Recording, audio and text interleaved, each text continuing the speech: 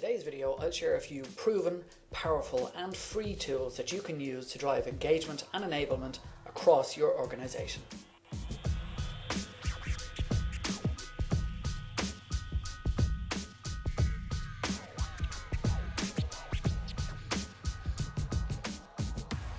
Hello again and welcome to episode 8 of our employee engagement video series.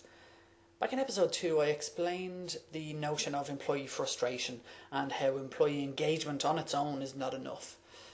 I see a lot of companies implement great ideas that improve happiness and motivation and well-being. You know, they'll have employee award ceremonies or organise a party or maybe a charity fun run, something like that. And the good news about that is that it'll give them a short-term spike in employee engagement. But what most of them I see fail to do is to also follow up on the efficiency and effectiveness side of things.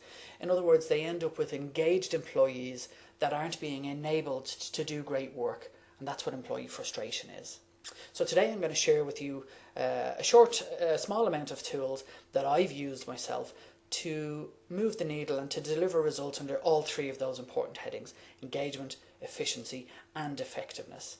And as usual, you don't have to furiously write down any notes. At the end of the video I'll share a link with you to a free PDF that describes all of these tools in detail. So let's get started.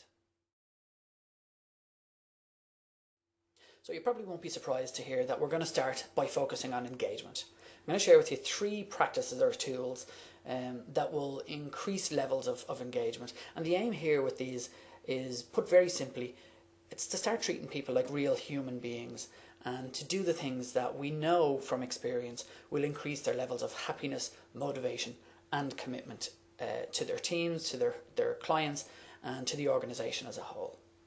So the first practice that I recommend implementing is that your managers become win seekers. Now, let me explain what I mean by that. Managers are very busy these days. They've so much on their plate that it's very hard for them to think about, let alone talk about, anything other than the work itself. And by implementing this practice, what it does is it shifts their attention from either the drama and the firefighting, or even just the banal day-to-day rhythm of getting the work done, and it focuses their attention on the good stuff that we know is happening out there. You know, studies have shown repeatedly that people are more motivated when they notice and discuss the progress, the successes, the good news that are out there, what I would collectively call the wins. And big things happen when managers start to not just notice but actively seek out these wins. Not only are they feeling better, but it becomes contagious and everybody around them then starts to talk in the language of wins and shift their attention from the bad stuff that's maybe out of their control to the good stuff that they've achieved.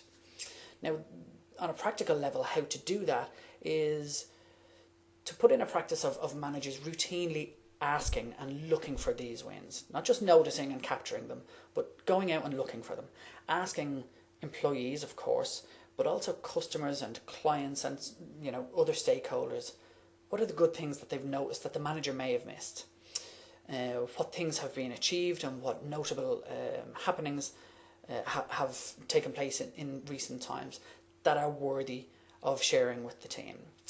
And once they capture those in some simple form through a notebook or an Excel spreadsheet, the job then is to actually share them. And this can be done in various ways, and it has to be appropriate for the organisation and the culture that you have. But sharing wins at the start of each team meeting, you know, and asking around the table, what wins do people have to share? Yes, you're going to feel silly and it's going to be awkward for the first while and it's going to take a while for everybody to get used to it. But this is really powerful in setting a positive tone and in reminding people that you are making progress. And you know, where it's applicable or appropriate, you can share these in a wider way, whether it's in your e-zines or on your notice boards, or if you've got the people's permission and it's appropriate, even publicly, you know, on your Facebook or website or Twitter feed. So that's the first one, becoming a win seeker. In short, your job as a manager is to notice, look for, capture, share and celebrate the good things that are definitely happening in your business if you look hard enough. The next practice that will drive engagement across your business is to work on purpose. Now, whether it's well-known motivation theories like Hertzberg or Maslow, or more recent writings from the likes of Quint Studer or Dan Pink, one thing that you'll notice in all of them is the common theme that the most motivated people are working with a purpose in mind. They're very clear on what difference they're making in the world, and they're contributing to something bigger than themselves. We all need answers to the questions, why am I here doing this work? What difference is this making to people that matter out there in the world? So on a practical level, the things that you can do to connect your people with the purpose of their work is to, across the board, share your company mission statements and vision statements if you have them, and hopefully you do. Share them as clearly and regularly as you can. Those statements should be, like I say, clear, they should be meaningful and relevant, and they should tap into the purpose, not just the numbers or the profit margins or delivering value to stakeholders or whatever in generic terms, but actually spell out the positive difference that the company and therefore your people are making in the world. When communicating with your staff, whether it's meetings or during training or whatever it is, look for any opportunity that you can to link what they are doing or what they've done with the purpose that you have in mind and the vision that you have for your company. If you want one example that captures all of this perfectly, click on the link below about Albany Medical Centre. And this is a video that went viral recently on Facebook. And I won't explain what it is. It's an amazing and very touching story. But it demonstrates perfectly how these care staff in a hospital connected with their purpose. They weren't focused on just the work of the day-to-day. They realised that their purpose was to provide a caring, loving environment for the sick children that were in their care. And in case you want the business case behind this, it's a beautiful human story for sure, but the business case and the proof that it makes a difference is that Albany Medical Centre have now benefited, at the time of recording this video, from over 27 million views of this very short video. So work on purpose, click on that video below and look for any opportunity that you can to remind your people of the difference that they're making to their stakeholders out there in the world. And the third practice that will drive engagement across your business is to have your managers put their thinking cap on. Back in 2010, Towers Watson released some research called The Power of Recognition. And in it they described the effect on an employee of receiving positive feedback and recognition from the manager. I'm going to quote from it here. We found that manager-delivered recognition of employee performance boosts engagement the way a turbocharger cranks up the horsepower in a sports car. The impact of recognition delivered a boost of between 20 and 33% higher engagement scores. So they had good engagement, but simply getting good levels of recognition from their manager increased that engagement by 20 or 30% higher than the rest of the population. Even if you're not into the numbers or the science of things, we know anecdotally that people appreciate being appreciated, but it has to be done the right way. I'm talking about thanking people in a specific, genuine, timely way. So the way that you can do that, the best tool that I've seen used over the years is the use of thank you notes. This is where the manager sends a handwritten card, preferably to the employee's home, and all of this would be explained in a training session with you. We don't have time to go into the ins and outs here. But for best results, it's handwritten, it's personalised, it's sent to the employee's home, and it outlines exactly what the person did that was above and beyond the call of duty or that was beyond expectations. And now if you're anything like me, you'll probably be having, some sort of a knee-jerk reaction. That's what I had when I heard about this first. I thought of all the reasons why it wouldn't work in Ireland. I thought of all the reasons why it wouldn't work in the company I was in. I thought of all the reasons why the unions would have a problem with it. And believe me, if you were to use only one tool out of this whole video, this is the one that will make the biggest difference to your employees' levels of engagement. So you've taken the steps now to increase levels of motivation and commitment in your workforce by becoming a win seeker, by working on purpose, and by putting your thanking cap on for those who've gone above and beyond. Now you need to build on that by implementing some practices that will drive efficiency. And the aim of these two practices that I'm going to share is very simply to identify and remove any and all barriers to your engaged people doing their best work. The The first practice that'll drive efficiency across your business is what I call checking in. Now, we know over recent decades management has undergone a drastic change. It's moved from the old command and control approach to a job that really involves communicating, empowering and supporting employees to do their best work. Good managers these days realise that most people want to do great work and that they have perspectives on that work that the manager doesn't have, and they're also a great source, if the manager cares to go and look for them, they're a great source of ideas on how that work can be done better.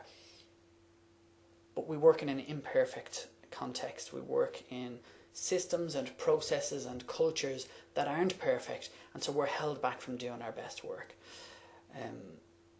Checking in is also a great way of identifying the good things, the wins, and identifying people who are worthy of thanks with those thank you notes that we mentioned earlier on, because at the end of the day, teammates will see things happen that the manager doesn't necessarily see happen.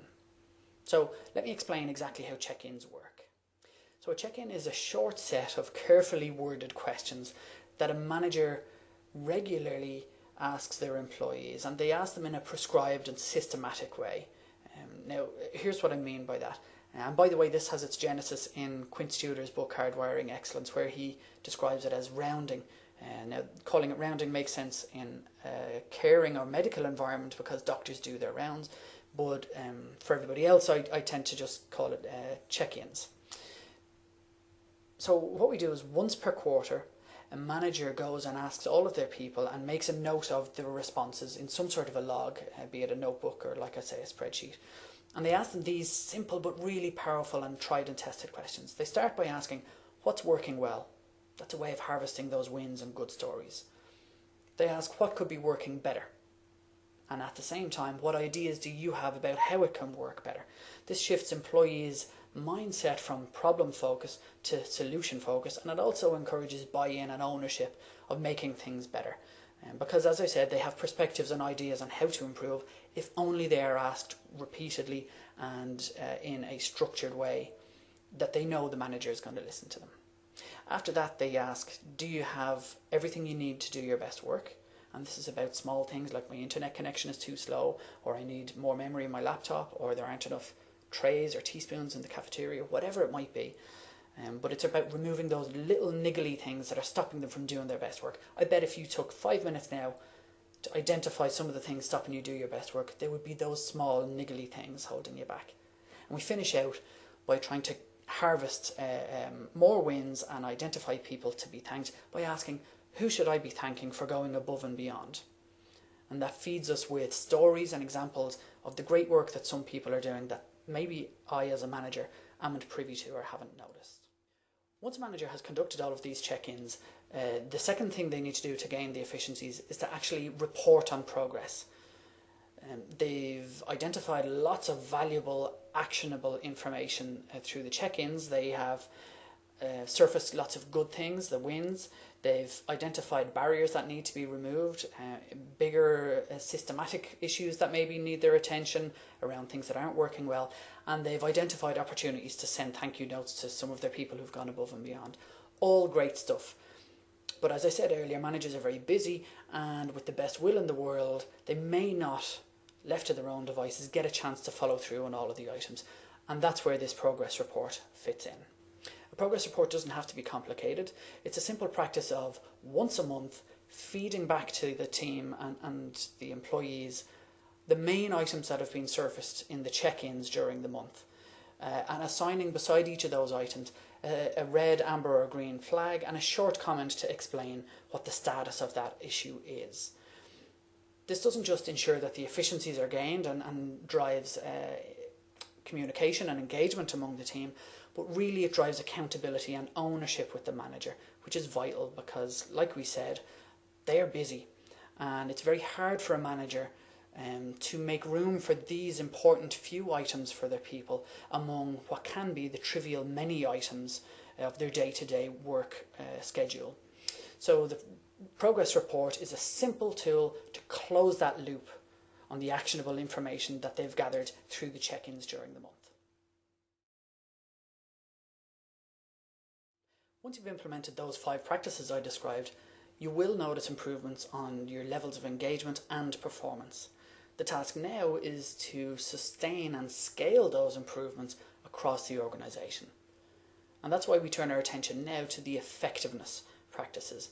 And the aim with these really is to ensure a joined up, systematic approach that delivers results against your pillar metrics and drives sustainable, positive culture change. Now that's a bit complicated, but really this level is about not only getting the benefit for the employee or the manager or the teams, but it's about joining it all up at the level of culture. And really this bit is hard to do and it takes a while. So again, the aim of these practices is to ensure a joined up, systematic approach to your engagement efforts that delivers results on your pillar metrics and that drives sustainable, positive culture change. So again, at this effectiveness level, I'm going to share two practices with you. The first of which is around keeping score. There's a great phrase that I really like, and it says, to break records, you've got to keep records. And back in episode 7, I described the pillar scorecard approach and why that's important. And really, we can now see why that's important to set targets before, during, and after implementing the tools I described in today's video. It's not only what will keep you on course during your efforts and the hard times, but the clearer you are on what you want to see in the business, the more likely you are to be able to take the steps to make that a reality. On a practical level, how you use that pillar scorecard is not just behind closed doors with managers and leaders and in those meetings, but you need to actually share the pillar scorecard as much as you can with your employees. Yes, there might be slight edits around confidentiality or sensitive information like profit margins or other numbers like that, but share as much of it as you can with the employees and give them ownership of achieving the targets that are on there. I recommend posting it very clearly, in a place where staff can see it and see it regularly. Maybe not where customers or clients can see it, but changing rooms, meeting rooms, circulate it every once in a while during a meeting and actually discuss the pillar scorecard and the numbers on it. Ask why maybe you're falling short on certain areas, what are the blockages preventing progress in some areas, and of course, like I said earlier on, to identify and celebrate the progress against some of the targets that are on there. So across the company, we're helping to increase levels of ownership and accountability by sharing the scorecard with people and discussing it. But at the senior level, where the book really stops, it's really about rolling up all of the actionable intelligence that's been gathered through all of the managers' efforts. It's not only vital that the senior people play their part by leading by example and using the tools consistently and correctly, but also that they hold their managers accountable for doing the same. To be able to do that, they need actionable intelligence provided to them in a way and at a time that means the most. So let me explain what I mean by that. Basically, there are two things that need to be rolled up and consolidated and presented to your senior leaders. If all of your managers are conducting their check-in conversations and they're making notes of those in some simple log, they're gathering the wins, they're sending out thank you notes to the right people, that's all going to deliver great benefits. But that needs to be documented in a very simple, joined up way and presented to your leaders. And what those leaders need more than anything else is a summary of the check-in logs so that they can see at an organisational level what are the wins, what are the blockages, what are the who are the superstars, that are being recognised time and again by their people, and a roll-up of the progress reports as well. So if I'm a senior leader, I want to know what is happening for good and for bad, and what are you doing about it. I don't need to see the nuts and bolts. I don't need to see a copy of everybody's check-in log or progress report. I need a rolled up version of that. And once I review those, I can discuss at that senior level what we need to do, if anything, to achieve the aim, like I said earlier, of sustaining and scaling our employee engagement and enablement efforts across the business. My one piece of advice with all of these tools and practices today is, after the video is over, just pick one of them. Pick one that you're comfortable with, that you think will deliver benefits. Use it quietly but consistently. Yes, it's going to be difficult. It probably won't be perfect, But use it for a while. Commit to using one of those tools with as many people as you can for the next month or two. Pay attention to the results and the outcomes that you see as a result of using it, and then build on that. The aim at this stage is to generate the buy-in and the trust, and to build up momentum, which will help you to introduce the other tools and practices in a systematic way at a later stage. So hopefully today's video has given you loads of actionable and practical ideas to get you started on your employee engagement journey. Do let me know in the comments below which you liked the best, or any questions or issues or concerns that you might have before giving them a go. I absolutely love talking about this. Give me any opportunity and I'm there, and I'll be happy to discuss it with you. I'll see you in the next video, video number 9, where I'm going to outline the training that your managers will need to be able to use these tools effectively. So good luck with the tools, and I'll see you next time.